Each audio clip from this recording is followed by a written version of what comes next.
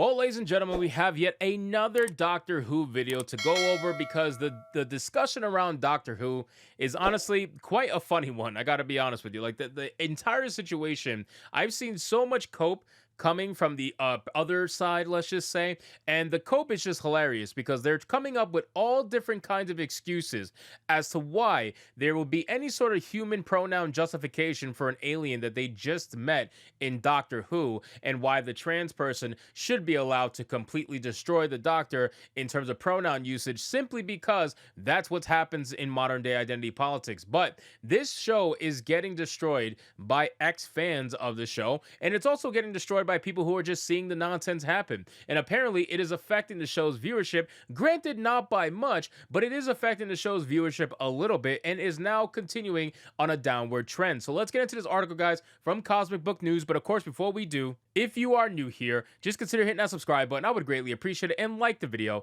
to push us out into the YouTube algorithm. So it says Doctor Who ratings drop with Wild Blue Yonder, new David Tennant low. Russell T Davies doubles down on sending a message. Not a surprise and certainly expected, the Doctor Who ratings have dropped with the release of the second special, Wild Blue Yonder, making a new David Tennant low. The episode saw 4.83 million viewers tune in. Last week's episode, The Star Beast, saw 5.08 million viewers. The drop is only about 5%, but it's still a drop nonetheless, and not a good sign when the ratings are already a lot lower compared to the David Tennant and Russell T Davies earlier years, which managed 10 million or more viewers at time. Now again, a TV show like Doctor Who that's been going on for an extremely long time.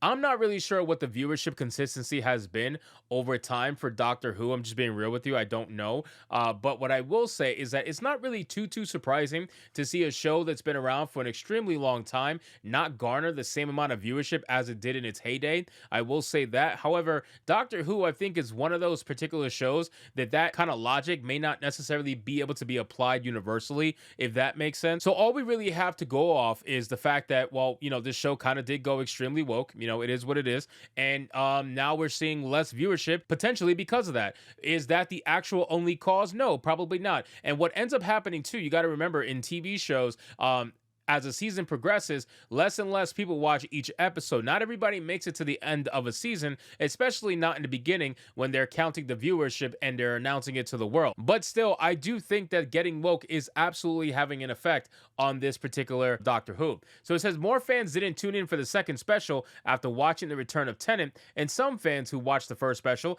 didn't bother returning. Normally the trend continues, so that could mean that Tennant's last episode could see even few viewership. However, it's in his last episode, so it could very well see a bump. It will be quite revealing if more viewers don't show up, I would think. This also doesn't spell good news for Nakuti Gatwa. If fans aren't tuning in to see the most popular version of the Time Lord, are they going to show up for the new Time Lord? Time will tell. Now, I will say that I find it pretty interesting that people aren't tuning in for the special of the most popular Doctor, at least according to fans of Doctor Who. So it's a good question to ask, right? It's a good question to ask.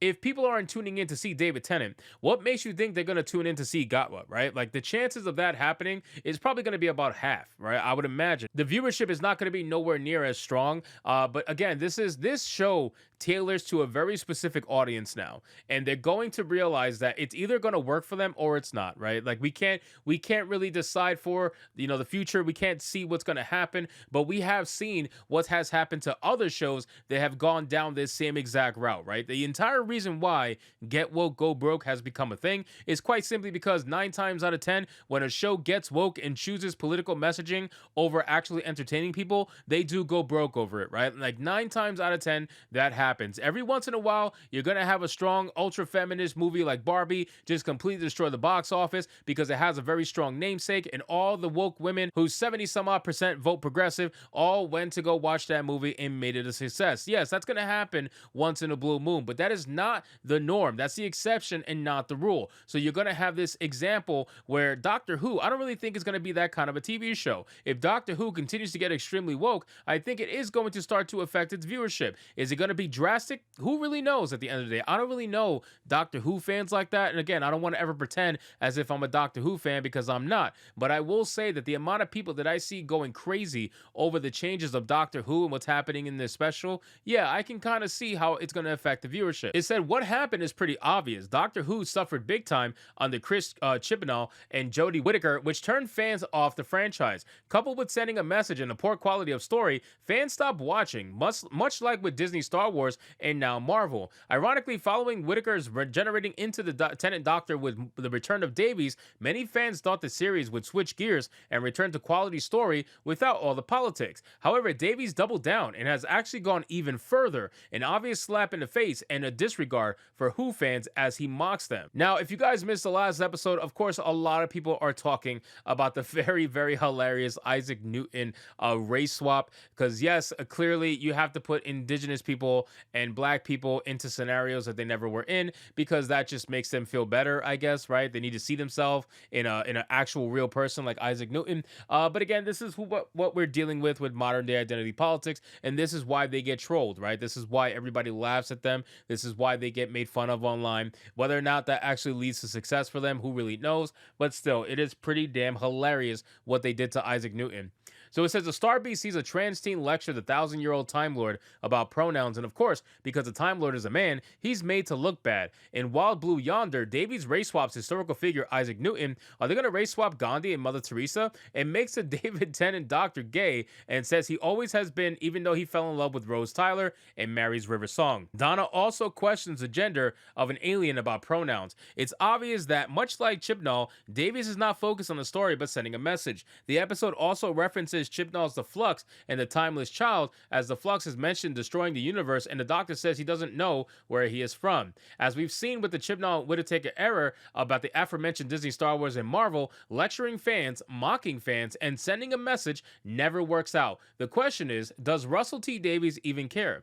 Well, that is a great fucking question, because I honestly don't think that they do. I don't think that Russell T Davies cares at all. Why would they, right? At the end of the day, they still get paid no matter what, right? They still make money. They still get their job. They're always going to fail upward. They're never going to be fired over this, and they're going to continue doing what they're going to do. And let's be real, in Europe, they love this stuff. At least from what I can see, they absolutely love this stuff. Yeah, Europe has their conservatives and stuff like that, but their conservatives are like the United States liberals. They're so, like, the lines are just blurred, you know, in Europe for the most part, at least from what I can see when I watch their news networks. You have right and left and everything in between, and they all seem the same, honestly. But it goes to show that no matter what, they're going to keep doing what they're going to do. And I honestly, I can't expect anything else from them. Realistically, I can't expect nothing else from them. They're going to race swap what they're going to race swap. They're going to send their message. They're going to make sure that you know that they hate you, and you're going to be watching their show as you figure out that they hate you. So anyway, guys, thank you so much for watching this video. I hope you did enjoy it, and if you did, consider leaving me a subscribe. I would greatly appreciate it. Don't forget to like the video,